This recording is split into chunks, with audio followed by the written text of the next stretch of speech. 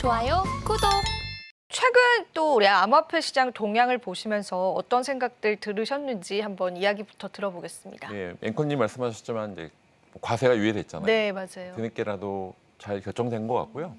아마 말씀드렸지만 기존에 있었던 투자자들 입장도 그렇고 정부도 잘 준비해서 과세 인프라가 잘 정리가 되고 디지털 자산이 확산되는 그런 또 하나의 계기가 되면 좋을 것 같고요. 오늘 또 말씀드렸지만 몇 번 말씀드렸지만 기존 금융권과 디지털 자산이 연결되어 융합되는 시대이기 때문에 저희 나라도 잘 준비해서 글로벌 시장에 맞게 잘 대응을 하고 여기 있는 뭐 투자자뿐만 아니라 산업도 같이 진행이 돼서 같이 AI, 웹3를 융합하는 것처럼 잘 융합하면 좋을 것 같은 제 개인적 의견입니다.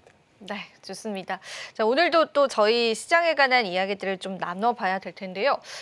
최근에도 그 리플 ETF에 관한 이야기들이 시장에 나오더라고요. 그래서 저희가 암호화폐 현물 ETF에 관해서 이야기를 좀 나눠보면 좋을 것 같습니다. 자, 우선은 이제 저희가 현물 ETF에 관해서 최근에 굉장히 유입 동향이 좋다라는 걸 확인을 해볼 수가 있었는데 그 부분에 관해서 자세한 이야기 좀 교수님께 들어보겠습니다. 네, 지금 뭐 벌써 좀 있으면 1년 되네요. 네. 그러니까 지금 한 약 올해 들어서 35조 원이 유입이 됐어요. 굉장히 큰 금액이. 엄청나네요. 그러니까 네. 사실은 그러니까 몇 번 말씀드렸지만 비트코인 ETF가 된다고 했다는 의미가 사실은 굉장히 다른 의미들이 있어요. 그러니까 아까 기존 금융권이 채용되고 연결되는 첫 시작점이고요. 35조 원 규모고 지금 따지면 아마 약 100만 개 정도가 돼요. 약 100만 개라면 굉장히 큰 숫자죠. 그래서 기관 투자자 유입이 된 거고 한 100만 개라고 하면 아마 사토시가 갖고 있는 네, 그렇죠. 청취가 갖고 있는 걸 좀 있으면 넘어서 돼서 맞아, 그 얘기 나오더라고요. 탈중앙화되는 어쨌든 초창기 만들었던 보다 더 뭐 탈중앙화된 거죠. 뭐 물론 미국 정부 ETF라고 하는 것들이 약간 이건 정말 탈중앙화야라고 그런 분들도 있지만 어쨌든 사토시보다는 더 넘어서는 되는 계기가 있다고 하면 그런 건 의미가 있을 거라 예상이 됩니다. 네, 좋습니다. 일단은 ETF가 시장에 갖고 있는 의미는 굉장히 큰 것 같은데 일단 어떤 점들 때문에 암호화폐 시장의 가격의 상승에 영향을 주는지도 궁금해하실 것 같아요. 교수님이 좀 세 가지 정도를 좀 정리를 해주실 수 있을까요, 교수님? 뭐 일단은 처음에는 기관 투자자들이 늘어나는 거죠. 그러니까 많이 JP 모건, 골드만삭스, 그쵸. 블록록 네. 같은 월스트리트에 있는 네. 기관 투자자. 우리나라는 뭐 법적으로 안 되고 있긴 합니다만 기관 투자자들이 유입이 돼서 사실은 그러니까 우리나라는 너무 개인 투자자잖아요. 맞아요. 기관 투자자 유입이 되면서 관심 증대가 되는 거고요.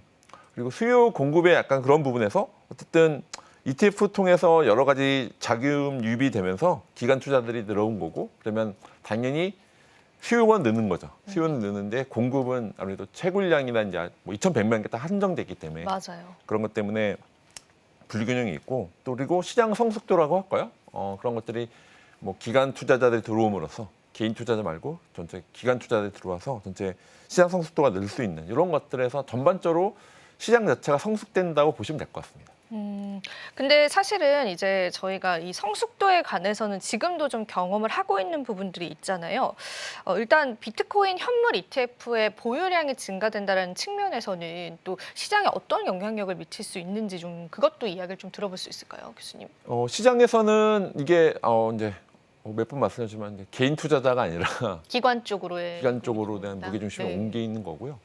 그 뒤에 있는 뭐 사실 이건 뭐 방송에서 말하기 그럴 수 있는데 트럼프 입점령이 되면서 사실은 아마 뭐 또 기회가 되면 좀 말씀드리겠지만 그런 여러 가지 뒷단에 뭐 제디 벤스나 앨런 머스크나 뭐 마피아 같은 우리 페이팔 집단이 좀 강한데 거기서는 사실 뭐 제디 벤스는 워낙 그 친 크립토 성향이 있어서 그런 것들이 아마 미국이 아마 무게 중심이 기존에 있던 주식이나 이제 투자자 많이 느끼실 텐데 주식 부동산에서 디지털 자산을 많이 옮기는 걸 느끼실 거예요. 네, 맞아요. 그런 관점에서 아마 여러 가지 관점에서 기관 투자에 들어왔다고 하는 거는 이제 우리 크립토 씬에서만 있는 마켓에서 점점점 이제 글로벌적으로 확대가 글로벌 되는. 그리고 자산 이미 에셋 클래스가 된 거니까 그리고 에셋 클래스에서 그리고 나중에 또 이게 뭐 미국 국채하고 연동되는 부분 때문에 그런 것도 있는데 그런 것도 있나요, 교수님?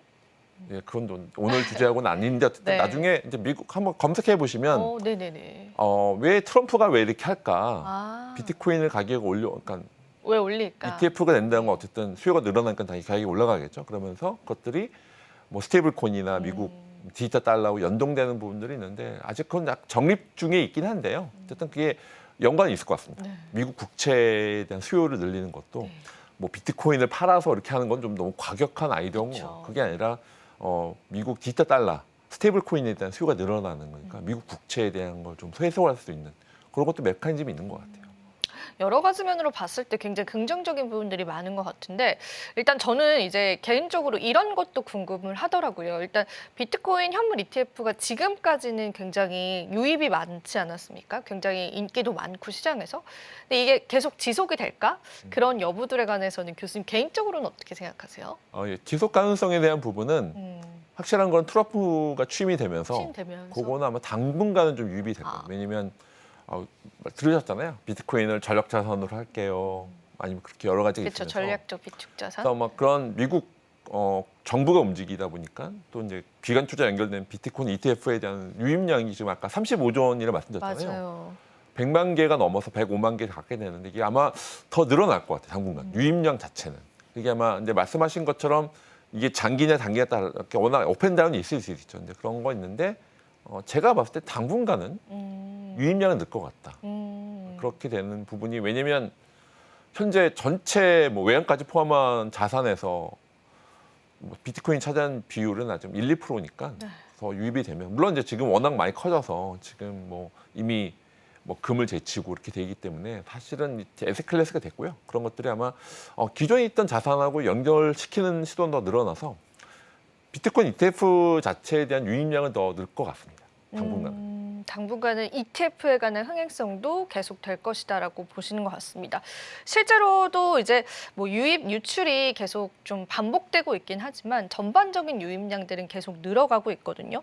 근데 앞서서도 말씀을 해주셨는데 사토시의 보유량을 초과할 수 있다라는 이야기들이 좀 나왔습니다.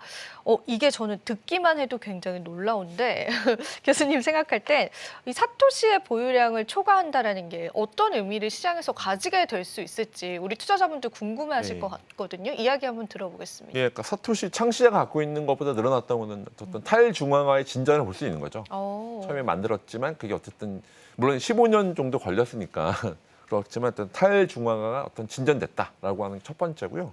두 번째는 기관 투자의 주류화죠. 아까 몇 번 말씀드렸지만 대형 기관들이 블록체인의 어쨌든 이 비트코인 생태계에서 이제 생태계로 아마 뭐 몇 번 말씀드렸지만 뭐 JP모건, 골드만삭스, 블록록 같은 기관 투자자들이 주요 메이저 플레이로 들어왔다는 거고 그리고 시장 구조의 변화입니다. 몇 번 말씀드렸지만 개인 투자자 중심에서 기관 투자자로 바뀌었기 때문에 하는 세 가지 정도 의미가 있을 것 같아요. 그래서 어쨌든 포인트는 전체 창시자보다 더 많이 비트코인 ETF가 더 많이 늘어났구나. 물론 비트코인 ETF 자체도 중화가 돼 있다고 표현될 수도 있지만 또 창시자보다는 더 숫자가 늘어났다고 한 거는 어쨌든 탈중화의 진전을 볼 수가 있을 것 같습니다. 그렇네요. 사실은 이제 탈중앙화를 꿈꿨었던 게 또 비트코인이기 때문에 이렇게 사토시의 보유량을 뛰어넘었다라는 거는 다양한 부분에서 좀 의미가 있을 것 같아요. 실제로 최근에 이제 ETF에 관한 그 유입 동향들을 보면요. 비트코인뿐만 아니라 이더리움 쪽으로의 유입세들도 계속 증감하고 있습니다. 그만큼 이 시장에서는 암호화폐를 바라보는 시선이 바뀐 것 같고 제도권에 확실히 안착하게 해줬던 그런 계기가 된 것 같아서 우리 시장에는 사실 긍정적일 수밖에 없겠고요. 이후에도 다양한 알트코인들의 또 ETF도 기다리고 있는 시점이잖아요. 그래서 그러한 또 뉴스들이 시장에 관한 좋은 모멘텀으로도 작용될 수 있지 않을까 그런 생각들이 좀 드는 시점인 것 같습니다. 이게 저희가 오늘 또 같은 맥락에서 얘기해 볼 수 있을 것 같은데 혹시 이제 다른 알트코인들의 ETF도 하나 둘 승인이 날 가능성도 교수님 있다라고 보실까요? 보통 역사적으로 비트코인이 워낙 올라가면 그다음엔 알트코인이 따라서 오죠. 네. 이더리움을 네. 뭐 선두로 해서 그거는 뭐 역사적으로 이미 다 됐기 네, 때문에 그렇죠. ETF도 일단은 비트코인이 먼저 됐고요. 그다음에 이더리움이 됐고 이제 ETF 것들이 이제 뭐가 될지는 저도 이제 제가 SEC가 아니기 때문에 아니지만 어쨌든 그게 더 늘어날 것 같긴 합니다. 근데 아마 시간은 걸릴 수 있죠. 네. 비트코인은 워낙 오랜 벌써 15년 정도에 대한 검증 아니면 이 에셋 클래스에 대한 시간이 걸렸든 근데 15년만큼은 아니겠지만 다른 알트코인도 이더리움이 이미 됐고요. 나머지 알트코인에 대한 것도 더 순차적으로. 근데 아마 속도는 더 빠를 것 같습니다. 아, 다른 것들이 되어가는 속도가 훨씬 빠를 그러니까 것이다. 비트코인 네. 이더리움보다 이미 시장이 한번 이제 처음에 뚫기가 어렵잖아요. 네, 뚫고 맞아요. 나서는 그다음에 어쨌든 이제 큰 형님들이 일단 길을 만들어 놨으니까. 아무래도 가이드라인이 생기니까. 네, 이제 그렇죠? 큰 형님들이 일단 네. 길을 뚫어 놨으니까 네. 그 다음에 분들은 아마 이제 물론 이제 검증이 되겠죠. 이제 그 자체에 대한 알트코인이 이게 ETF 할 만큼 가치가 있어? 아니면 시장에 대한 영향력 그걸 따지겠죠. 따지겠지만 비트코인이나 이더리움이 이미 만들어 놨던 길을 그다음 알트코인들 이제 건전하고 네. 검증된 알트코인들은 아마 그 속도는 더 상대적으로 순차적으로 더 빨라질 것 같다는 게 개인적 의견. 네, 좋습니다. 사실 제가 또 뉴스 확인을 해보니까 그 인덱스 상품이다라고 해서 여러 가지 코인을 모은 그런 상품도 신청을 했다라고 하더라고요. 그 안에 10개 암호화폐가 다 들어있는데 이쪽 부분에 관한 흥행성도 굉장히 좋을 것 같아서 단순히 비트코인 ETF 현물뿐만 아니라 그게 파생되어져서 네. 다양한 형태로의 상품도 출시될 가능성이 있지 않을까요, 교수님?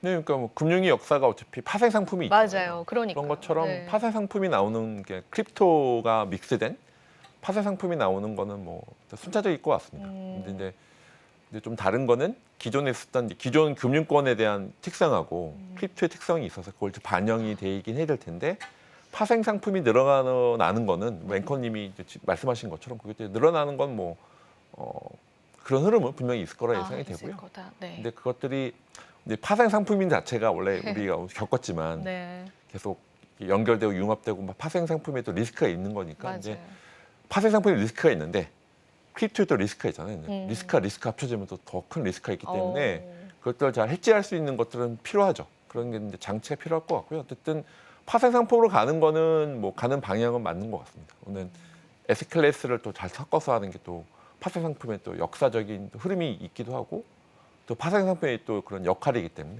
근데 그런 기존 금융권에서 했던 파생 상품처럼 크립토에 대한 파생 상품에 대한 것들은 나올 것 같습니다. 물론 저희 엔지니어 쪽 입장이라서 그렇긴 합니다만 당연히 경제학 쪽이나 이제 경영 쪽에서는 당연히 그걸 다 고려하실 것 같습니다.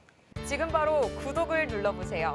실시간 경제 뉴스, 투자 전문가들의 다양한 시황과 정확한 분석, 또 알찬 투자 정보까지 신뢰할 수 있는 저희 서울경제TV와 함께하세요.